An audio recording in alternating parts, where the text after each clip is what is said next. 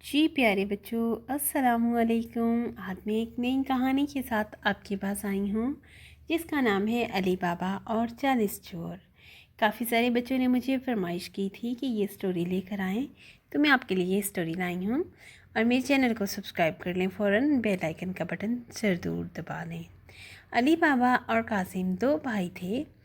علی بابا اور اس کی بیوی ایک چھوٹے سے گھر میں رہتے تھے۔ علی بابا جنگل سے لکڑیاں کاٹ کر لاتا اور انہیں بازار میں فروخت کرتا تھا۔ اس طرح جو آمدنی ہوتی تھی، اس سے دونوں میاں بیوی اپنی گزر اوقات کر لیا کرتے تھے۔ قاسم اور اس کی بیوی ایک بہت بڑے گھر میں رہتے تھے۔ قاسم کا وسیع کاروبار تھا۔ قاسم کی بیوی بھی ایک امیر آدمی کی بیٹی تھی۔ وہ قاسم کے بھائی علی بابا اور اس کی بیوی کو بالکل پسند نہیں کرتی تھی۔ ایک روز علی بابا کو لکڑیاں کاٹتے ہوئے جنگل میں دیر ہو گئی۔ شام کے وقت وہ لکڑیوں کا گٹھا باندھ رہا تھا کہ اسے جنگل میں کچھ گھڑ سوار آتے دکھائی دیے۔ علی بابا نے اپنے آپ کو مخاطب کرتے ہوئے کہا، میرا خیال ہے یہ کوئی ڈاکو ہیں۔ اتنی دیر میں وہ گھڑ سوار کافی قریب آ چکے تھے۔ علی بابا جلدی سے ایک درخت پر چڑھ گئے اور چھپ کر ان گھڑ سواروں کو دیکھنے لگے۔ کچھ ہی دیر بعد گھڑ سوار اس درخت کے اتنا قریب آ گئے کہ علی بابا کو ان کی آوازیں سنائی دینے لگیں۔ ایک آدمی جو اپنے حلیے سے ان کا سردار معلوم ہوتا تھا، ایک بڑے سے پتھر کے قریب گیا اور بولا، کھل جا سم سم، اور فوراً ہی پتھر ایک ہی طرف سرک گیا۔ اس پتھر کے پیچھے ایک بہت بڑا غار تھا۔ سردار اس غار کے اندر داخل ہو گیا۔ اس کے باقی ساتھی، جن کی تعداد 39 تھی، وہ بھی اس کے پیچھے غار میں داخل ہو گئے۔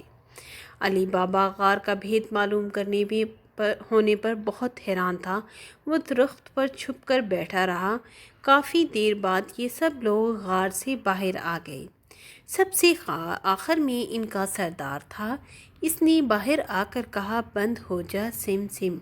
پتھر دوبارہ غار کے منہ پر آ گیا۔ پھر تمام 40 چور وہاں سے واپس چلے گئے۔ علی بابا ان لوگوں کے جانے کے بعد درخت سے نیچے آیا اور اس پتھر کے پاس کھڑے ہو کر بولا، کھل جا سم سم۔ پتھر فوراً اپنی جگہ سے ہٹ گیا۔ علی بابا غار کے اندر داخل ہو گیا۔ اس نے دیکھا غار میں بڑے بڑے برتنوں میں سونے اور چاندی کے سکے تھے۔ ہیرے اور جواہرات بھی بھرے پڑے تھے۔ اس نے جلدی جلدی 2 تھیلیوں میں سونے کے سکے بھرے اور غار سے باہر آ گیا۔ غار سے نکل کر علی بابا نے پتھر کو دیکھتے ہوئے کہا، بند ہو جا سم سم، اور غار کا منہ پہلے کی طرح بند ہو گیا۔ علی بابا سونے کے سکے لے کر گھر آ گیا۔ اس نے اپنے گھر کا دروازہ بند کیا اور بیوی کو کہا، اندر آ کر میری بات سنو ذرا۔ علی بابا کی بیوی جب اس کے پاس آئی تو اس نے سونے کے سکوں سے بھرے تھیلے اس کے سامنے رکھ دیے۔ وہ اتنے سارے سونے کے سکے دیکھ کر بہت حیران ہو گئی اور بولی، علی بابا، یہ اتنے سارے سکے تم کہاں سے لائے ہو؟ کہیں ایسا تو نہیں کہ تم نے چوری کرنا شروع کر دی ہو؟ علی بابا نے کہا، میں نے چوری نہیں کی، اور پھر اس نے غار کا راز اپنی بیوی کو بتا ڈالا اور ساتھ ہی یہ تاکید بھی کر دی کہ یہ راز کسی کو مت بتانا۔ علی بابا نے اپنی بیوی سے کہا، میرا خیال ہے ہم یہ دولت اپنے گھر میں زمین کھود کر دبا دیتے ہیں۔ ایسا نہ ہو کہ کوئی ہم سے یہ دولت چھین لے۔ ضرورت کے مطابق اس میں سے خرچ کے لیے نکال لیا کریں گے۔ اس کی بیوی نے کہا، ٹھیک ہے، لیکن پہلے اس کا وزن تو کر لیں تاکہ ہمیں معلوم ہو کہ ہمارے پاس کتنی دولت ہے۔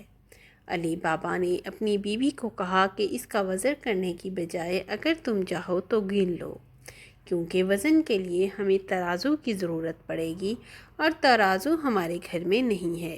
اس پر علی بابا کی بیوی کہنے لگی، یہ تو کوئی بڑی بات نہیں، میں ابھی قاسم بھائی کے گھر سے ترازو لے آتی ہوں۔ علی بابا کی بیوی نے قاسم کی بیوی سے کہا، بہن، ہمیں کچھ دیر کے لیے ترازو دے دو، ہم کچھ اناج تولنا چاہتے ہیں۔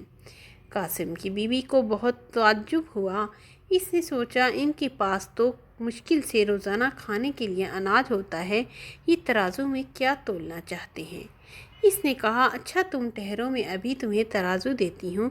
یہ کہہ کر وہ اپنے گھر کے ایک کمرے میں گئی اور ترازو اٹھا کر اس کے پلڑے کے نیچے ذرا سی گوند لگا دی تاکہ علی بابا اور اس کی بیوی ترازو میں جو چیز تولیں اس کے ایک دو دانے اس پلڑے کے ساتھ چپک جائیں۔ اس طرح اس سے معلوم ہو جائے گا کہ انہوں نے اس میں کیا تولا ہے۔ علی بابا کی بیوی ترازو لے کر گھر آئی تو دونوں نے مل کر سونے کے سکوں کا وزن کیا اور پھر انہیں گھر کے صحن میں گڑھا کھود کر دبا دیا۔ قاسم کی بیوی کو جب ترازو واپس دیا تو وہ فوراً کمرے میں گئی اور اس پلڑے کے نیچے دیکھا جہاں اس نے گوند لگائی تھی، اس جگہ سونے کا سکہ چپکا ہوا تھا۔ قاسم کی بیوی بھاگی بھاگی قاسم کے پاس گئی اور کہنے لگی تمہیں باب ہے معلوم ہے اس علی بابا اور اس کی بیوی نے ہمارے ترازو میں کیا تولا ہے؟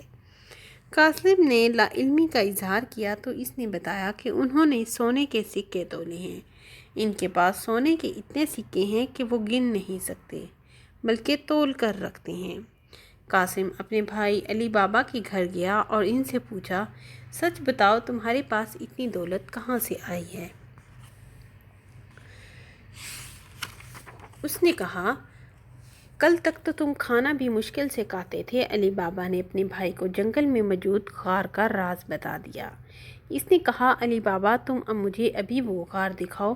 بھائی کے اصرار پر علی بابا نے اسے غار کا راستہ بتا دیا۔ دوسرے دن صبح سویرے سورج طلوع ہونے سے پہلے قاسم اپنے گھر سے نکلا اور غار کے پاس پہنچ گیا۔ غار کے منہ کے سامنے کھڑے ہو کر اس نے کہا کھل جا سمسم۔ پتھر فوراً غار کے آگے سے ہٹ گیا۔ قاسم بہت خوش ہوا، وہ غار کے اندر داخل ہو گیا اور اندر جا کر بند ہو جا سم سم کہہ کر غار کا منہ بند کر دیا۔ قاسم نے غار کے اندر سونے کے سکے اور ہیرے جواہرات کا انبار دیکھا تو وہ خوشی سے دیوانہ ہو گیا، کہہ کے لگانے لگا اور کہنے لگا ہا ہا ہا یہ ساری دولت اب میری ہے، میں اب اس ملک کا امیر ترین آدمی ہوں۔ وہ خوشی میں غار کے اندر بھاگنے لگا۔ پیارے بچوں یہاں پر چینل کو سبسکرائب کریں، بیل آئیکن کا بٹن دبانا بالکل مت بھولیں اور میری ویڈیو کو لائک بھی کریں۔ قاسم نے 4 تھیلوں میں سونے کے سکے اور ہیرے بھرے اور واپس جانے کے لیے غار کے منہ پر آیا، لیکن وہ اب غار کے منہ سے پتھر ہٹانے والے الفاظ بھول گیا۔ اس نے ذہن پر زور دیتے ہوئے کہا اور بولا دروازے کھل جا۔ یہ تو وہ الفاظ ہی نہیں تھے، پتھر اپنی جگہ سے بالکل بھی نہ ہلا۔ اس نے پھر سوچا اور اب کہا پتھر ہٹ جا، لیکن پتھر ابھی بھی اپنی جگہ پر تھا۔ یہ دیکھ کر قاسم بہت گھبرایا، اس نے زور زور سے چلانا شروع کر دیا مجھے باہر نکالو، مجھے باہر نکالو، میرا دم گھٹ رہا ہے، مجھے باہر نکالو۔ کچھ دیر بعد اسے غار کے باہر سے آواز سنائی دی کھل جا سم سم، اور فوراً ہی راستہ کھل گیا۔ قاسم چوروں کو اندر آتا دیکھ کر پریشان ہو گیا۔ چوروں کے سردار نے اپنے ساتھیوں کو حکم دیا کہ اس کو فوراً قتل کر دو اور اس کے ٹکڑے ٹکڑے کر کے غار کے راستے پر لٹکا دو تاکہ آئندہ کسی کو اس طرف آنے کی ہمت نہ ہو، اور چوروں نے قاسم کو قتل کر دیا۔ شام تک جب قاسم اپنے گھر واپس نہ لوٹا تو اس کی بیوی نے علی بابا سے کہا قاسم صبح غار کی طرف گیا تھا، ابھی تک واپس نہیں آیا۔ علی بابا نے غار میں جا کر دیکھا تو قاسم کی لاش کے 4 ٹکڑے پڑے ہوئے تھے۔ اس نے واپس آ کر کہا قاسم کی بیوی کو قاسم کی موت کی اطلاع دے دی۔ کچھ عرصہ بعد علی بابا نے قاسم کی بیوی سے شادی کر لی۔ وہ اپنی دونوں بیویوں کے ساتھ ہنسی خوشی رہنے لگا۔ انہوں نے پھر کبھی کسی کو غار کا راز نہیں بتایا۔ جی پیارے بچوں، چینل کو سبسکرائب کرنا بالکل نہیں بھولنا، بیل آئیکن کا بٹن دبانا بھی نہیں بھولنا اور میری ویڈیو کو لائک کرنا بھی نہیں بھولنا۔ پیارے بچوں، a lot of stories are there for you people, but you have to subscribe my channel. I am waiting for your videos and tell me in comment section whether you like the English stories or Urdu stories or princess stories or animal stories, what kind of stories you like. You will have to tell me. Allah Hafiz.